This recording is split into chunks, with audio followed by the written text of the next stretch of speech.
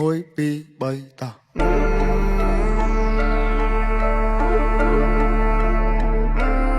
anh ở đằng nhìn buổi mấy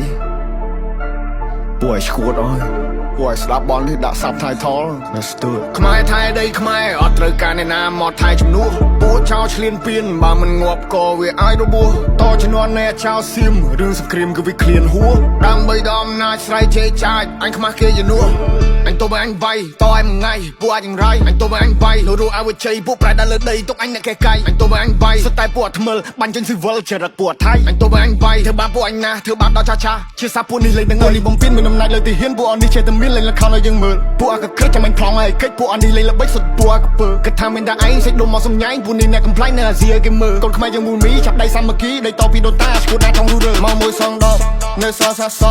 អត់មានអ្នកកងប់លើដីខ្មែរអត់មានអ្នកហែពួកអាបសោអញមានឈាមខ្មែរដូនតាអញថែដល់ទីបញ្ចប់ពួកនេះលប់ឡាយមានសាសនាដែរតែធ្វើដោយឡប់